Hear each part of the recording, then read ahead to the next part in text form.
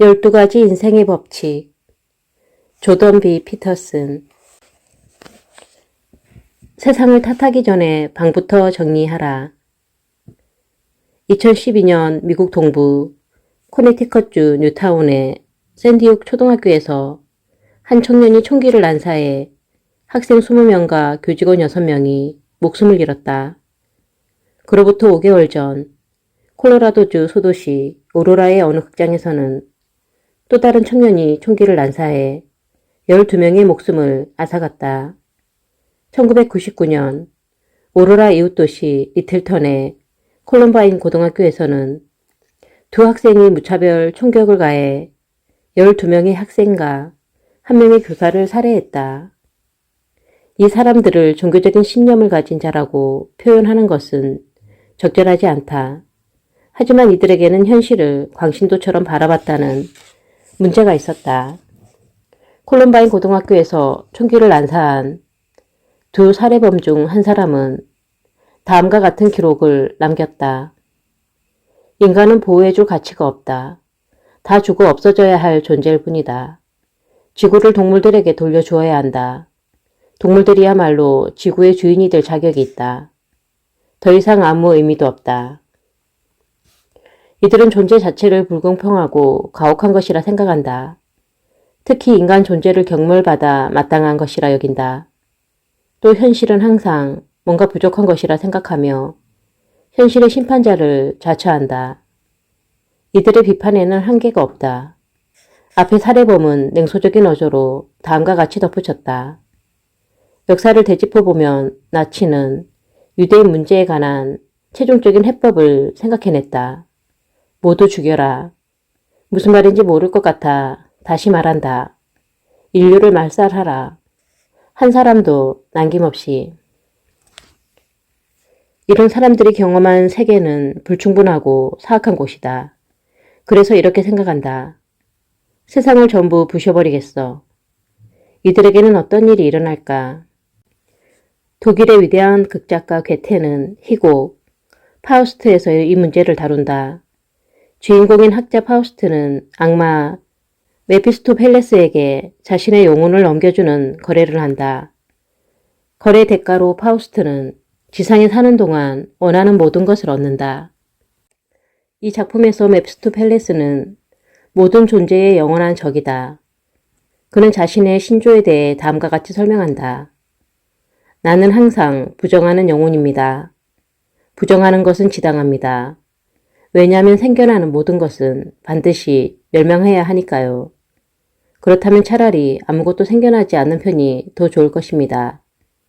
따라서 당신이 죄악이니 파괴인이 부르는 것, 쉽게 말해서 악이라고 하는 모든 것이 내 본래의 영역입니다. 괴테는 이런 증오의 감정을 중요하게 생각한 것 같다.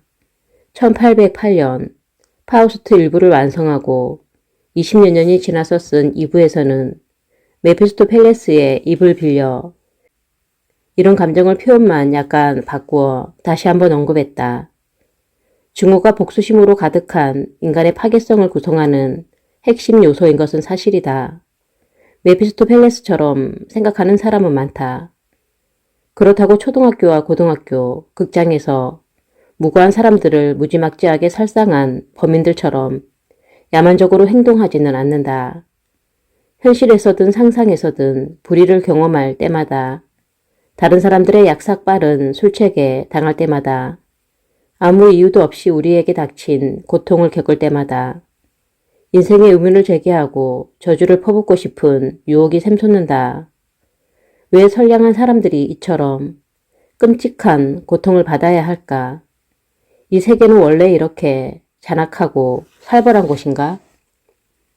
삶은 고난하다. 모두 삶의 고통을 운명으로 받아들여야만 한다.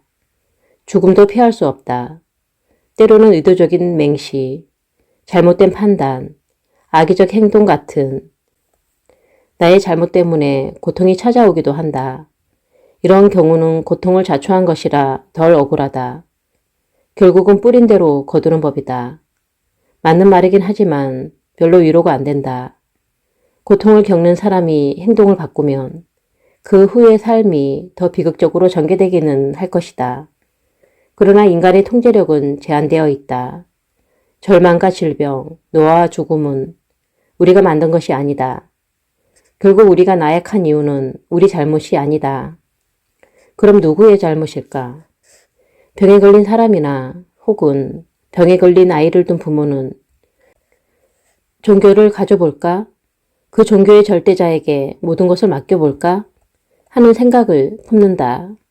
세무감사에 시달리는 사람들, 법적 소송이나 이혼 소송으로 삶이 망가진 사람들, 거대한 관료 체제에 덫에 걸린 사람들도 마찬가지다. 그렇다고 고통받는 사람들만 견디기 힘든 현실을 다른 사람 탓으로 돌리고 싶어하는 것은 아니다. 위대한 작가 톨스토이도 작가로서 명성과 영향력이 정점에 있을 때 인간의 존재 가치에 대해 의문을 제기했다. 내 상황은 참담했다. 합리적인 지식을 따르면 삶을 부인하는 것 외에 다른 길이 없다는 걸 알았다. 신앙에서도 이성을 부인하는 것 외에 다른 길은 없었다. 나에게 이성을 부인하는 것은 삶을 부인하는 것보다 더 불가능한 일이었다. 합리적인 지식에 따르면 삶은 사악하고 사람들도 그렇다는 걸 알고 있다는 결론이 나온다. 따라서 굳이 살 필요가 없음에도 사람들은 과거부터 줄곧 살아왔고 지금도 살고 있다. 나 자신도 삶이 무의미하고 사악하다는 걸 오래전에 알았음에도 지금까지 살아온 것처럼 말이다. 톨스토이는 이런 비관적 생각에서 벗어나려 엄청나게 노력해 몇 가지 방법을 찾아냈다. 첫 번째는 그런 문제를 아예 생각하지 않던 어린 시절의 무지함으로 회귀하는 것이고, 두 번째는 골치 아프게 생각할 것 없이 무작정 쾌락을 추구하는 것이었다. 세 번째는 삶에서 얻을 수 있는 것은 아무것도 없음을 이미 알고 있기에 사악하고 무의미한 삶을 계속 유지하는 것이었다. 톨스토이는 세 번째 방법을 나약함과 동일시하며 이 범주에 속한 사람들은 죽음이 삶보다 낫다는 것을 알고 있지만 이성적으로 행동할 힘도 없고 자살로 그 망상을 끝낼 힘도 없다 라고 말했다. 그런 네 번째이자 마지막 탈출 방법만이 힘과 에너지가 넘치는 방법이라고 생각했다. 네 번째 방법은 삶이 사악하고 무의미한 것이라고 깨닫는 순간 삶을 파괴하는 것이다. 톨스토이는 이런 생각을 숨김없이 드러냈다. 매우 강인하고 논리적으로 일관된 사람들만이 이렇게 행동한다. 삶은 결국 멍청한 장난에 불과하다는 것, 산 사람보다 죽은 사람에게 주어지는 축복이 더 크다는 것, 차라리 존재하지 않는 편이 낫다는 것을 깨닫고 그들은 이 멍청한 장난에 작별을 고한다. 밧줄에 목을 매달거나 물속으로 뛰어들거나 심장에 칼을 박거나 달리는 기차에 뛰어드는 등 멍청한 장난을 끝낼 방법은 많다. 톨스토이의 비관도 아직 최고 단계까지 나아간 건 아니었다. 삶의 멍청한 장난질이 단지 조용한 자살로만 마무리되는 것은 아니다. 살인과 대량 살상을 저지르고 자살하는 경우도 있다. 삶의 장난질에 대한 분풀이로는 가장 극악한 방식이다. 미국에서 2016년 6월을 기준으로 이전 1260일 동안 무려 1000건의 대량 살상 사건이 있었다. 3년 6개월 동안 엿새마다 5건의 총기 사고가 일어난 셈이다. 범인을 제외하고 한 번의 사고에 평균 4명 이상이 사망했다. 모두 이해되지 않는다라고 말한다. 그런데 정말 이해가 안 되는가? 톨스토이는 100년 전에 이미 그 이유를 알고 있었다. 구약 성경의 카인과 아벨 이야기를 쓴 저자들도 이미 2000년 전에 알고 있었다. 에덴 동산 이야기 이후에 일어난 첫 사건이 바로 살인이었다. 그것도 단순한 살인이 아니라 형제 살해였다. 무고하고 이상적이고 선한 사람을 죽인 살인이었고 우주의 창조자를 괴롭히려고 고의로 저지른 살인이었다. 요즘의 살인자들도 범죄의 이유에 대해 같은 식으로 말한다. 우리는 살인이 특별한 것 없이 늘 벌어지는 일이라고 왜 말하지 못할까? 전곡을 찌르는 진실에 우리가 귀를 기울이지 않기 때문이다. 톨스토이처럼 심원한 정신세계를 지닌 작가조차 탈출구를 찾지 못했다. 그런 인물도 패배를 인정했는데 평범한 우리가 삶의 장난을 감당할 수 있겠는가? 톨스토이는 한동안 갑자기 자살 충동이 들까봐 총과 밧줄을 멀리 두고 지냈다. 삶의 진실을 받아들이면서도 세상을 향해 분노하지 않는 길은 정말 없는 걸까? 종교를 가진 사람이라면 하나님의 무관심과 부당한 처사에 절망해 절규할 것이다. 그리스도조차 십자가 앞에서 버림받은 기분을 느꼈다고 전해지지 않는가? 신을 믿지 않는 사람들은 운명을 탓하거나 우연의 잔인함을 한탄할 것이다. 삶의 고통이 자신의 성격적 결함 때문이다 생각하고 자신을 철저히 분석하는 사람도 있을 것이다. 이런 다양한 반응은 하나의 주제에 대한 변주곡이다. 겉으로 드러난 모습은 달라도 내면에 깔린 심리는 다르지 않다. 그 이유가 무엇일까? 왜 삶은 이렇게 고통스럽고 잔인할까? 어쩌면 이런 현상 자체가 정말 하나님의 역사일지 모른다. 신을 믿지 않는다면 무심한 운명의 장난이라 해도 좋다. 어떻게 생각하든 나름대로 타당한 이유가 있다. 그런데 당신이 그 장난의 피해자라면 어떻겠는가? 콜럼바인 고등학교 사건의 범인들이 남긴 기록에서 확인되듯이 대량 살해범은 자신의 삶에 가해지는 고통이 심판과 복수를 정당화해 준다고 믿는다. 나라면 마음속에 품은 생각을 배신하느니 차라리 죽음을 택하겠다. 따라서 이 무가치한 세상을 떠나기 전 내 눈에 아무짝에도 쓸모없어 보이는 사람, 특히 살 가치가 없는 사람을 다 죽여버릴 것이다. 전에 나를 열받게 한 사람이 보이며 무조건 죽일 것이다. 다른 사람을 열받게 했으면 그냥 넘어갈 수도 있겠지만 나는 아니다. 나는 나에게 잘못한 사람을 절대 잊지 않는다. 20세기의 범죄사에서 가장 극악무도한 범죄자로 꼽히는 살인범 칼 펜즈럼은 소년 시절 사소한 범죄로 미네소타 소년원에 수감되었는데 그곳에서 모진 학대와 성폭행을 당했다. 소년원을 나온 그는 마음속에 맺힌 분노를 억누르지 못하고 절도와 방화, 성폭행 등 온갖 범죄를 저지르다 결국 희대의 연쇄 살인마가 되었다. 펜즈럼이 저지른 범죄는 확실한 의도가 있었고 일관적이었다. 그는 불태워 없앤 집들의 가격을 계산해 보기도 했다. 처음에는 상처를 준 사람들에 대한 증오로 시작해 인류 전체를 증오하는 지경에 이르렀다. 펜즈럼은 온갖 범죄를 저지르고도 분이 풀리지 않았다. 그의 파괴성은 어떤 면에서는 신을 향한 분노의 표출이었는지 모른다. 그렇게 밖에는 달리 표현할 방법이 없다. 그는 물건을 훔치고 집에 불을 지르고 살인을 하면서 삶에 대한 분노를 표출했다. 펜즈럼은 다른 누군가에게 책임이 있는 것처럼 행동했다. 이런 점에서 카인과 아벨의 이야기와 비슷하다. 카인은 자신이 바친 재물을 하나님이 거부하자 고통과 분노에 휩싸인다. 그는 하나님에게 간절히 호소했지만 하나님은 받아들이지 않는다. 오히려 고통을 자초했다고 호통만 듣는다. 분을 참지 못한 카인은 하나님이 창조한 세계에 상처를 내기로 결심하고 하나님의 사랑을 독차지하던 아벨을 죽여버린다. 아벨은 카인의 우상이었다. 카인은 성공한 동생 아벨을 질투했다. 카인이 아벨을 죽인 이유는 하나님을 의도적으로 괴롭히기 위해서였다. 카인과 아벨의 이야기는 사람들이 극단적인 복수심을 품으면 어떤 일이 일어나는지를 정확하게 보여준다. 펜즈럼의 범죄는 어떤 말로도 변호할 수 없을 만큼 끔찍하고 잔혹했다. 그런데 그의 삶을 보면 그가 세상에 대한 극도의 적대감을 가진 이유가 이해 안 되는 건 아니다. 펜즈럼이 직접 남긴 기록을 보면 그는 톨스토이가 네 번째 범주로 규정한 강인하고 논리적으로 일관된 사람이었다. 펜즈럼은 한결같으며 두려움을 모르는 건장한 행위자이고 자신의 신념에 대한 확신을 가진 용감한 사람이었다. 법정에서 변호를 거부하고 사형을 요구했으며 교수대에서도 교도관에게 빨리 집행하라며 요구를 했다.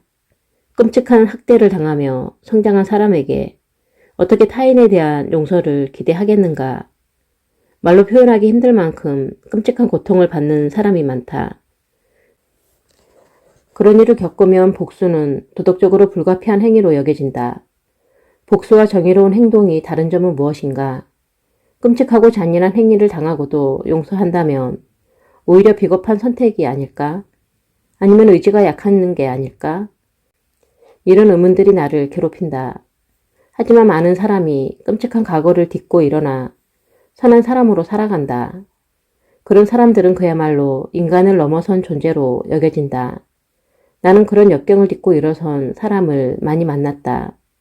펜즈럼이 학교라고 일컫는 소년원에서 어린 시절을 보낸 어느 화가도 그중 한 사람이다.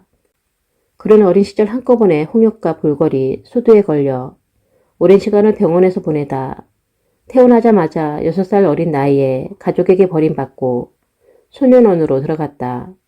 아무것도 모를 나이에 험한 곳에서 모진 학대와 무자비한 폭행, 굶주림에 시달렸다. 그는 걸핏하며 분노를 폭발하는 일그러진 청년으로 성장했고 마약과 알코올에 빠졌다. 그리고 자기 파괴적인 행위를 서슴지 않았다. 하나님과 그 자신 및 예측할 수 없는 운명까지 모든 것을 혐오했다. 그러나 어느 순간 그 모든 것을 끊어냈다. 술과 마약을 끊고 세상에 대한 분노를 풀었다. 그리고 캐나다 원주민의 전통 예술 문화를 되살리는 일에 매달렸다. 자신과 비슷한 환경에서 자라는 많은 젊은이가 더 좋은 인생을 살 수 있도록 그들을 가르치고 지원하는 데 수고를 아끼지 않았다. 그런 삶의 과정에서 겪은 고난과 시련을 기억하려고 15m 높이의 토템상을 만들었다. 지금은 보기 힘든 12m 길이의 전통 통나무 배도 만들었다. 또한 자신을 버린 가족을 한데 불러 모아 원주민 전통 축제를 열었다. 축제에서 수백 명과 함께 16시간 동안 춤을 추었다. 이 축제를 통해 가슴에 맺힌 한을 털어내고 과거와 화해했다.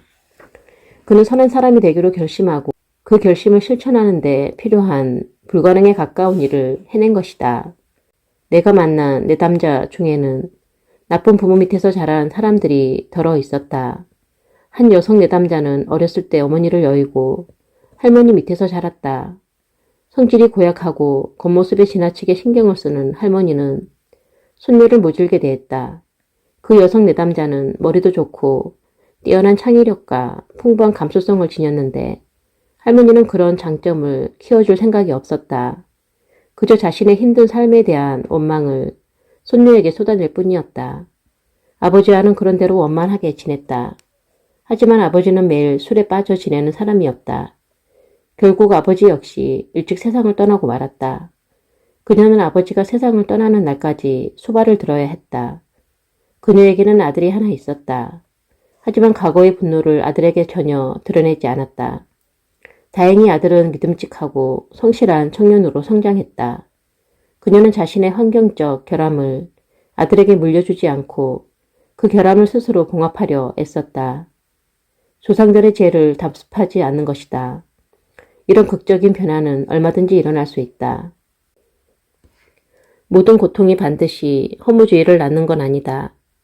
정신적 고통이든 신체적 고통이든 지적인 고통이든 무엇이든 마찬가지다. 그런 고통은 항상 다양하게 해석될 수 있다. 니체의 말이다. 악을 경험한 사람은 악을 퍼뜨림으로써 악을 존속시키려는 경향이 있으나 악을 경험함으로써 오히려 선을 학습할 가능성도 있다는 것이다.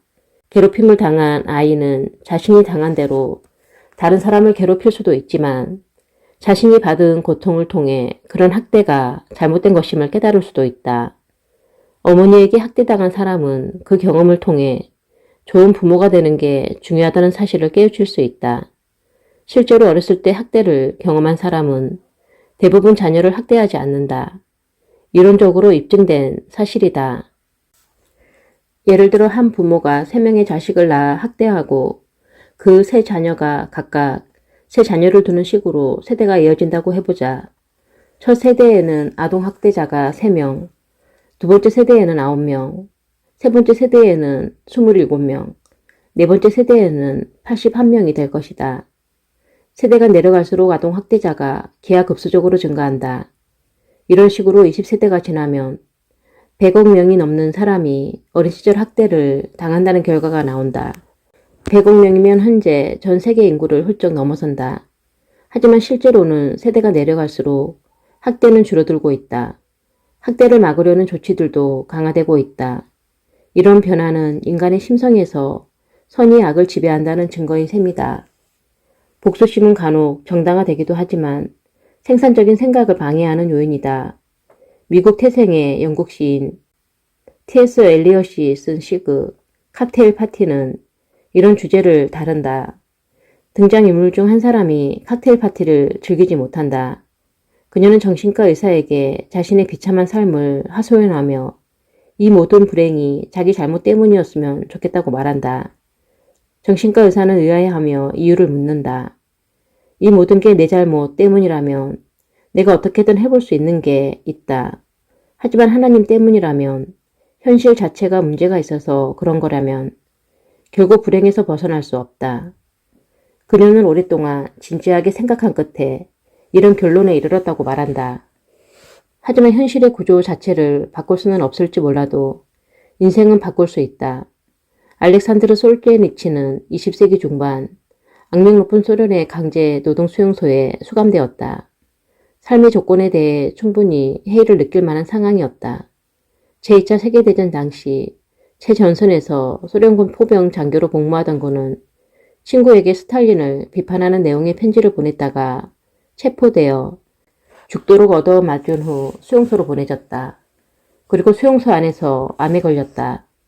세상을 원망하고 원한을 품을 만했다. 그의 삶을 불행의 수렁으로 밀어넣은 장본인은 스탈린과 히틀러였고 그들은 인류 역사에서 최악의 독재자였다. 솔제니치는 인생 대부분은 의미 없는 고된 노동에 헛되이 낭비했다. 그 과정에서 친구들과 지인들이 고통을 받으며 덧없이 죽어가는 모습을 무력하게 지켜봐야 했다.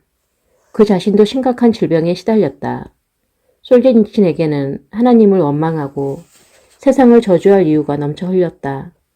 성경에서 가장 큰 시련을 겪은 인물인 욥조차 그처럼 가혹한 시련을 겪지는 않았다. 그러나 진실만을 바라보던 위대한 작가 솔제니치는 복수심과 파괴적 욕망에 매몰되지 않았다. 오히려 그는 두 눈을 크게 떴다. 섬뜩한 환경과 온갖 시련 속에서도 훌륭하게 처신하는 사람들을 만났다. 솔제니치는 그들의 행동을 관찰하며 분석했다. 그리고 자신에게 물었다. 나에게 닥친 재앙에 내 책임은 없는가? 책임이 있다며 이 모든 일이 어떻게 일어났는가? 그는 공산당을 무작정 지지하던 젊은 시절을 떠올렸다. 그리고 자신의 삶 전체를 되짚어 보았다. 수용소에서 남는 건 시간뿐이라 생각할 시간은 얼마든지 있었다. 과거에 내가 어떻게 잘못된 선택을 했는가? 잘못된 것이란 걸 뻔히 알면서도 양심에 어긋난 행동을 얼마나 많이 했는가? 본심을 숨기고 거짓말을 한 적은 또 얼마나 많은가? 소련의 수용소라는 더러운 지옥에서 과거의 죄를 바로잡고 속죄하려면 어떻게 해야 하는가? 솔제니치는 과거의 삶을 세세한 부분까지 되짚어가며 계속해서 질문을 던졌다. 지금부터라도 그런 실수를 중단할 수 있을까? 내가 과거에 한 실패 때문에 생긴 피해를 복구할 수 있을까? 그는 관찰하고 경청하는 법을 배우기 시작했고 존경할 만한 사람들을 찾아냈다. 그들은 어떤 경우에도 정직함을 잃지 않는 사람들이었다. 솔제니치는 또한 자신을 조각조각 분해해서 뜯어보고 불필요하고 새로운 부분을 지원해 새로운 인간으로 다시 태어났다. 그리고 이 모든 역경을 딛고 일어나 1973년 소련의 강제노동 수용소를 고발한 수용소 군도를 썼다. 수용소 군도는 꾸밈없는 진실에서 오는 강력한 도덕적 힘으로 써내려간 격정적인 작품이다. 날카로운 진실의 목소리가 수백 쪽에 걸쳐 비명처럼 울려 퍼진다. 이 책은 소련에서는 당연히 금서가 되었다. 하지만 1970년대 서구권으로 밀반입되어 여러 나라에서 출간되면서 엄청난 반향을 일으켰다. 솔제니친의 글은 공산주의 이데올로기 권위에 심각한 타격을 입혔다. 그는 직접 키우고 가꾸었지만 쓰디쓴 열매만을 맛보게 해준 나무 줄기에 도끼를 찍은 셈이었다. 한 남자가 운명을 탓하지 않고 삶의 방식을 바꾸기로 결심했다. 그리고 공산주의라는 병적인 시스템의 폭정을 뿌리채 뒤흔들어 놓았다. 오랜 시간이 지나지 않아 공산주의는 완전히 붕괴됐다. 솔제니친의 용기가 큰 역할을 했다. 이런 기적의 주인공은 또 있다. 바칠라프 하벨은 공산주의 치하에서 박해받은 작가였지만 비폭력 혁명으로 공산주의 체코 정권을 무너뜨리고 체코슬로바키아의 마지막 대통령이 되었다. 체코와 슬로바키아가 분리된 후에는 다시 한번 체코공화국의 초대 대통령으로 뽑혔다. 현대판 마하트마 간디였던 셈이다. 위대한 정신은 현실을 탓하지 않는다. 삶을 혐오하지도 않고 하나님을 원망하지도 않는다. 구약 성경의 히브리인을 이런 관점에서 분석하는 것도 흥미롭다. 히브리인의 고난은 일정한 형식을 반복한다. 아담과 하와, 카인과 아벨, 노아의 방주, 바벨탑 등은 기원도 알 수 없는 아득한 옛날 이야기다. 대홍수 이후에야 비로소 역사가 시작된다. 그 역사는 아브라함으로부터 시작된다. 아브라함의 후손들은 구약 성경의 히브리 민족이 된다. 이 때문에 구약 성경은 히브리 성경이라고도 한다. 히브리인은 야훼, 즉 하나님과 계약을 맺고 역사적인 모험을 시작한다. 하나님이 세운 인물의 지도 아래 히브리인은 사회를 조직하고 제국을 세운다. 재산이 늘고 삶이 풍요로워지면서 성공에 들뜬 채 오만과 교만에 빠진다. 타락할 대로 타락한 그들은 하나님과의 약속도 저버린다. 도덕적 의무를 망각한 채 권력에 집착하고 심지어 다른 민족의 신을 섬기기까지 한다. 이때 선지자가 나타나 부패한 왕과 믿음을 잃은 국민을 호되게 비판하며 무자비한 심판의 날이 다가올 것이라 경고한다. 하지만 그들은 선지자의 경고를 무시한다. 하나님을 약속을 지키지 않은 히브리 민족을 벌한다. 결국 이 민족과의 전쟁에서 참혹하게 패하고 수백 년 동안 노예로 살아간다. 히브리인은 불행히 자신들의 잘못에서 기인한 것이라 자책하며 하나님의 말씀을 충실히 지키겠다고 다짐한다. 그들은 더 잘할 수 있었다고 회개하며 국가를 다시 일으켜 세운다. 히브리 민족은 이런 흐름을 반복하는 삶을 살아왔다. 삶이란 것이 그렇다. 우리는 안정적인 삶을 위해 체제를 세운다. 가족을 이루고 공동체를 형성하고 국가를 만든다. 이런 체제의 밑바탕이 되는 원칙을 정하고 믿음의 체계를 만든다. 처음에는 아담과 하와처럼 낙원과 같은 곳에 순수한 믿음으로 살아간다. 그러나 성공이 계속되면 무사 안일에 빠져 마땅히 해야 할 것들에 주의를 기울이지 않는다. 현재 가진 것을 당연하게 여기면서 어렵고 귀찮고 안 좋은 일에는 눈을 감아버린다. 세상이 변하고 타락의 씨앗이 자라고 있음을 눈치채지 못한다. 그러면 어느 순간 모든 것이 무너져 내린다. 모든 것이 산산이 부서지는 것은 현실 세계의 잘못일까? 하나님의 잘못일까? 아니면 우리의 부주의 때문일까? 2005년 미국 남부를 강타한 허리케인 카트리나는 1200여 명의 목숨을 앗아간 역대 최악의 자연재해로 기록되었다. 카트리나가 남긴 상처는 과연 자연재해 때문이었을까? 해수면보다 지면이 낮은 네덜란드는 제방을 쌓아 수해에 대비한다. 미국 역시 최악의 참사를 막을 기회가 있었다. 하지만 홍수 피해를 염려한 몇몇 사람의 경고는 번번이 무시당했다. 1965년 제정된 홍수방지법은 뉴올리언스 북쪽에 있는 폰차트레인 호수에 수위를 통제하는 제방 시스템을 갖출 것을 지시했다. 뉴올리언스는 루이지애나 주에서 인구가 가장 많은 도시였다. 법령은 제방 시스템 개선 시한을 1978년으로 규정해 놓았지만 40여 년이 지난 후에도 전체 공정의 60% 정도만 완성되었을 뿐이다. 결국 이 호수가 넘쳐 흐르며 뉴올리언스에서만 700명이 목숨을 잃었다. 의도적 회피와 부패가 뉴올리언스라는 도시를 삼켜버린 것이다. 허리케인은 인간의 힘으로는 어찌할 수 없는 자연재해다. 하지만 준비가 필요하다는 걸 뻔히 알면서도 준비하지 않은 인간의 잘못이 불필요한 피해를 키웠다. 각자가 제 역할을 하지 않은 것이다. 재해의 삭슨, 사망이다. 모든 것이 산산이 부서지면 히브리인은 항상 자신을 탓했다. 하나님의 선의를 의심하지 않고 현실적 조건을 핑계 삼지 않았다. 재앙의 원인이 자기 잘못에 있다고 생각했다. 유별난 책임감이지만 현실을 부정하고 삶의 조건을 탓하며 원한과 복수심에 매몰되는 것보다는 낫다. 당신이 지금 고통받고 있다면 그것은 당연한 것이다. 인간의 능력으로 할 수 있는 것이 별로 없고 삶은 그 자체로 비극적이다. 하지만 그 고통이 더는 감당하기 어렵다고 느껴진다면, 그래서 그 때문에 삐뚤어지고 있다면 진지하게 생각해 봐야 할 것이 있다. 당신 환경을 생각해보자. 우선 작은 것부터 살펴보자. 당신은 자신에게 주어진 기회를 100% 활용해 왔는가? 직장에서 전력을 다해 일하고 있는가? 혹시 분노와 원망에 사로잡혀 맥없이 하루하루를 보내고 있지는 않은가? 형제와는 잘 지내고 있는가? 배우자를 존중하는가? 자식들을 애정으로 대하고 있는가? 건강과 행복을 파괴하는 나쁜 습관은 없는가? 당신에게 주어진 책임을 다하고 있는가? 친구와 가족에게 꼭 해야 할 말을 하는가? 주변을 더 좋은 곳으로 만들기 위해 하는 일이 있는가? 당신 삶을 깨끗이 정리했는가? 그렇지 않다면 지금부터라도 이렇게 해보자. 당신이 옳지 않다고 생각하는 것들, 그것들을 중단하라.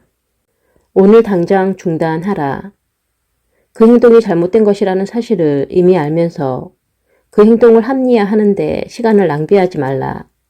그런 식의 합리화는 전혀 도움이 안 된다. 혼란을 키우고 실천을 방해할 뿐이다. 이유를 정확히 몰라도 무엇이 옳고 무엇이 그른지 정도는 알 수 있다. 자세히 설명할 수 없고 명확히 표현할 수 없어도 무엇이 잘못되었는지는 직감할 수 있다. 우리는 복잡하게 이를 데 없는 존재여서 누구도 자신을 완벽하게 알 수 없다. 게다가 우리는 이해할 수 없는 지혜를 무시하려는 경향이 있다. 따라서 중단해야 한다는 생각이 조금이라도 들면 그냥 중단하라. 그 비겁하고 천박한 행동을 당장 중단하라. 당신을 나약하고 부끄럽게 만드는 것은 입에도 올리지 말라. 당신을 강인하게 만드는 생각만 하고 당신에게 힘을 주는 말만 하라. 떳떳하게 말할 수 있는 것만 말하라. 다른 사람의 의견은 중요하지 않다. 오로지 당신의 판단이 행동의 기준이다. 세상이 정한 행동 기준을 따라야 할 필요는 없다. 그렇다고 당신이 속한 문화의 전통을 무시하지는 말라. 인생은 짧다. 전통이 오랜 시간에 걸쳐 발견한 것들을 혼자서 알아낼 만한 시간은 없다. 과거로부터 이어져 온 지혜는 어렵게 얻은 것이다. 전통과 문화 속에는 분명히 삶에 유익한 지혜가 있다. 자본주의나 정치권을 탓하지 말라. 당신의 적들을 욕하지 말라. 체제를 손봐야 한다고 말하기 전에 당신의 경험을 먼저 정리하라. 또 겸손한 마음을 가져라.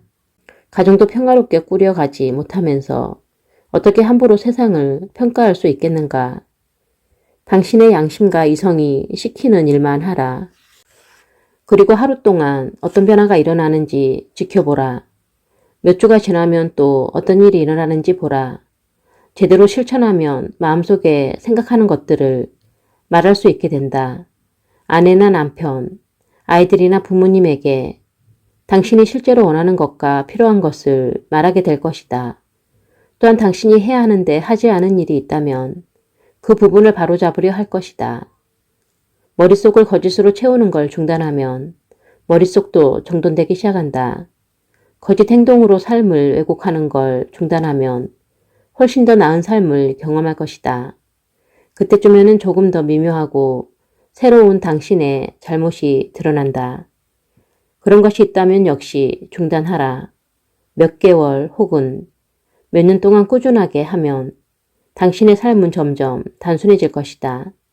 판단력이 향상되면서 꼬이고 뒤틀린 과거 문제들도 정리된다.